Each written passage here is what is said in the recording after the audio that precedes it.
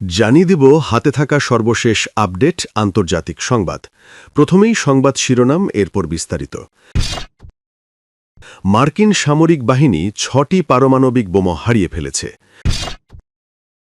আরও জানিয়ে দেব ইরান যুদ্ধে ১৫০ জনের মতো মার্কিন সেনা আহত। আরও জানিয়ে দেব দুবাই বিমানবন্দরের কাছে ড্রোন হামলায় বাংলাদেশি সহ আহত ৪। আরও জানিয়ে দেব মোজতবা খামিনি সুস্থ আছেন। সর্বশেষ জানিয়ে দেব যুক্তরাষ্ট্রের হামলায় ইরানের ১৬টি মাইন স্থাপনকারী জাহাজ বিধ্বস্ত। এতক্ষণ শুনছিলেন সংবাদের শিরোনাম, এরপর বিস্তারিত। তার আগে আমাদের ভিডিওটা যদি ভালো লেগে থাকে তাহলে লাইক, কমেন্ট, শেয়ার করে দেবেন, আর আপনি জানিয়ে দেবেন আপনি কোথা থেকে দেখছেন বা শুনছেন। মার্কিন সামরিক বাহিনী ৬টি পারমাণবিক বোমা হারিয়ে ফেলেছে।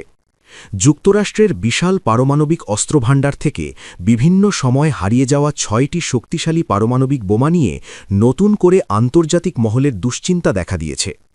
মার্কিন সামরিক পরিভাষায় ব্রোকেন অ্যারো বা পারমাণবিক অস্ত্র সংক্রান্ত দুর্ঘটনা হিসেবে চিহ্নিত ৩২টি ঘটনার মধ্যে এই ৬টি বোমার হদিশ আজও পাওয়া যায়নি। এদিকে পারমাণবিক বহনকারী ডুমসডে প্লেন ইরানের দিকে পাঠিয়েছে যুক্তরাষ্ট্র। বোয়িং ৭০৭ এয়ারফ্রেমের ওপর ভিত্তি করে তৈরি এই বিমানগুলো মূলত পারমাণবিক হামলা শুরু করা ও আকাশ থেকে পাল্টা সামরিক পদক্ষেপ নেওয়ার জন্য ডিজাইন করা হয়েছে। যুক্তরাষ্ট্রের অবস্থান হল, তারা যেহেতু এই বোমাগুলো খুঁজে পায়নি, তাই তাদের প্রতিদ্বন্দ্বীরাও এগুলো খুঁজে পাবে না।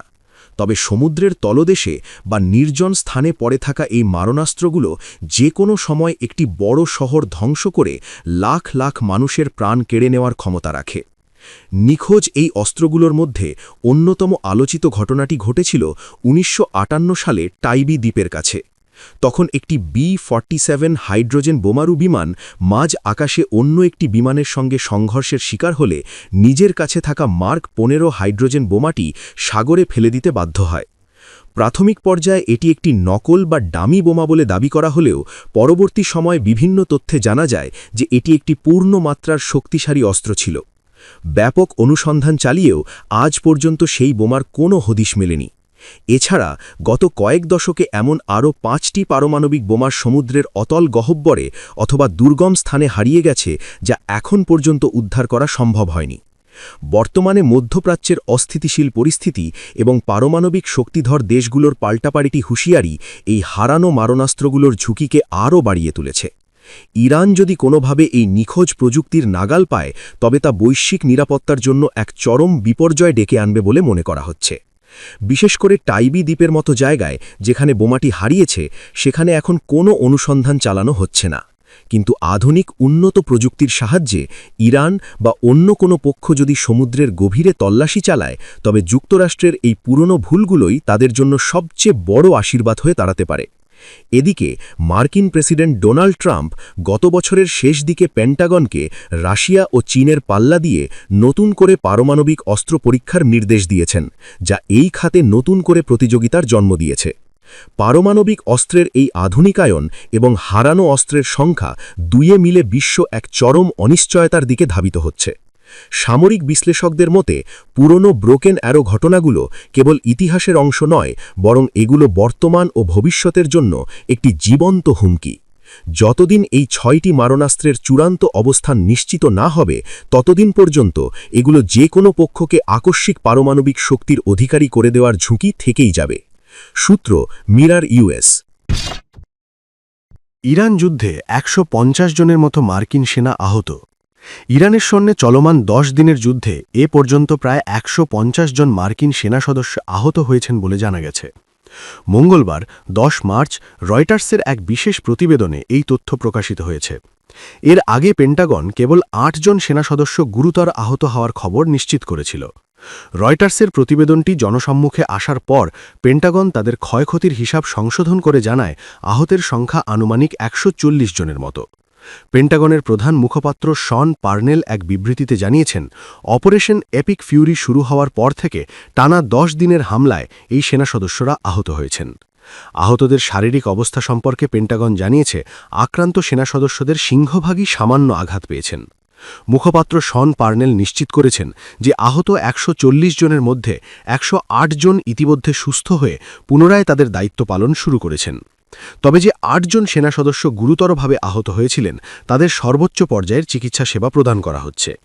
রয়টার্সের পক্ষ থেকে এই আঘাতগুলোর ধরন সম্পর্কে নিশ্চিত হওয়া সম্ভব হয়নি, বিশেষ করে বিস্ফোরণজনিত কারণে মস্তিষ্কে কোনো আঘাত বা ট্রমাটিক ব্রেইন ইনজুরি লেগেছে কিনা সেই বিষয়ে পেন্টাগন সুনির্দিষ্ট কোনো তথ্য দেয়নি।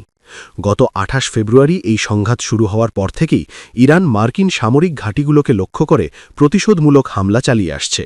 একই সঙ্গে আরব উপসাগরীয় দেশগুলিতে অবস্থিত মার্কিন কূটনৈতিক মিশন, হোটেল, বিমানবন্দর এবং তেল শোধনাগারগুলোতেও ইরান আঘাত হেরেছে। পেন্টাগনের দাবি অনুযায়ী যুদ্ধের শুরুতে হামলার তীব্রতা বেশি থাকলেও বর্তমানে ইরানি হামলার সংখ্যা উল্লেখযোগ্যভাবে হ্রাস পেয়েছে।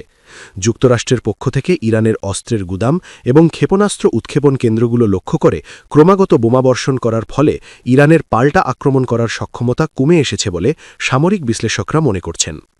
ইরানের সামরিক শক্তি ও যুদ্ধের গতিপ্রকৃতি নিয়ে মার্কিন জয়েন্ট চিফস অব স্টাফের জেনারেল ড্যান কেন মঙ্গলবার জনসান্নিধ্যের মুখোমুখি হন। ইরান প্রত্যাশার চেয়ে বেশি শক্তিশালী প্রতিপক্ষ কিনা এমন প্রশ্নের জবাবে তিনি বলেন যে এই লড়াই তাদের কাছে মোটেও অপ্রত্যাশিত ছিল না। তিনি উল্লেখ করেন ইরান সাহসিকতার সঙ্গে লড়াই করছে এবং তিনি সেই লড়াইকে সম্মান করেন, তবে তারা মার্কিনীদের ধারণার চেয়ে বেশি শক্তিশালী কোনো শক্তি নয়। বর্তমানে পরিস্থিতি পর্যবেক্ষণে রাখা হয়েছে এবং মার্কিন সামরিক বাহিনী তাদের পরিকল্পনা অনুযায়ী অভিযান অব্যাহত রেখেছে। সূত্র রয়টার্স। দুবাই বিমানবন্দরের কাছে ভয়াবহ ড্রোন হামলায় করল ইরান, বাংলাদেশিসহ আহত ৪। সংযুক্ত আরব আমিরাতের দুবাইয়ে আন্তর্জাতিক বিমানবন্দরের আশপাশে ২টি ড্রোন হামলায় ৪ জন আহত হয়েছেন। বুধবার ১১ মার্চ সকালে এ ঘটনা ঘটে বলে জানিয়েছে দুবাই সরকারের মিডিয়া অফিস। এক বিবৃতিতে বলা হয়, আহতদের মধ্যে একজন ভারতীয় নাগরিক গুরুতর নয়, তবে মাঝারি ধরনের আঘাত পেয়েছেন। এছাড়া ২ জন ঘানার নাগরিক এবং একজন বাংলাদেশি সামান্য আহত হয়েছেন। ঘটনাটি ঘটেছে দুবাই ইন্টারন্যাশনাল এয়ারপোর্টের কাছের এলাকায়। তবে এ ঘটনার পরও বিমানবন্দরের ফ্লাইট চলাচল স্বাভাবিক রয়েছে বলে জানিয়েছে কর্তৃপক্ষ। বিবৃতিতেও আরও বলা হয়, বিমানবন্দরের অবকাঠামো বা আশপাশে কী পরিমাণ ক্ষয়ক্ষতি হয়েছে তা এখনও স্পষ্ট নয়। বিষয়টি নিয়ে সংশ্লিষ্ট কর্তৃপক্ষ তদন্ত করছে। মোজতবা খামেনি সুস্থ আছেন। ইরানের নবনিযুক্ত সর্বোচ্চ নেতা মোজতবা খামেনি সুস্থ ও নিরাপদ আছেন বলে দাবি করেছেন দেশটির প্রেসিডেন্টের ছেলে। যুক্তরাষ্ট্র ও ইসরায়েলি বাহিনীর চলমান বিমান হামলায় মোজতবা গুরুতর আহত হয়েছেন বলে বিভিন্ন আন্তর্জাতিক গণমাধ্যমে খবর প্রকাশিত হওয়ার পর তেহরানের পক্ষ থেকে এই আনুষ্ঠানিক বক্তব্য সামনে এলো। ইরানের প্রেসিডেন্টের পরিবারের পক্ষ থেকে জানানো হয়েছে, নতুন সর্বোচ্চ নেতার শারীরিক অবস্থা নিয়ে যে ধরনের তথ্য ছড়ানো হচ্ছে তা সম্পূর্ণ ভিত্তিহীন এবং তিনি বর্তমানে তার দাপ্তরিক কার্যাবলী স্বাভাবিকভাবেই পরিচালনা করছেন। ইরানের সরকারি সংবাদ সংস্থাগুলোর বরাতে এই তথ্য নিশ্চিত করা হয়েছে যাতে জনমনে তৈরি হওয়া উৎকণ্ঠা প্রশমিত হয়। এর আগে বিভিন্ন পশ্চিমা সংবাদমাধ্যম দাবি করেছিল যে যুদ্ধের প্রথম দিনেই মার্কিন ইসরায়েলি ক্ষেপণাস্ত্রের আঘাতে মোজতবা খামেনির পা ক্ষতিগ্রস্ত হয়েছে। বিশেষ করে তার পিতা ও সাবেক সর্বোচ্চ নেতা আলী খামেনির মৃত্যুর পর দায়িত্ব গ্রহণ করেও কেন তিনি এখনও পর্যন্ত জনসমক্ষে উপস্থিত হননি তা নিয়ে বিশ্বজুড়ে নানা জল্পনা তৈরি হয়। ইরানের প্রেসিডেন্টের ছেলে এই জল্পনা উড়িয়ে দিয়ে জানিয়েছেন, মোজতবা খামেনির সুস্থতা নিয়ে সন্দেহের কোনো অবকাশ নেই।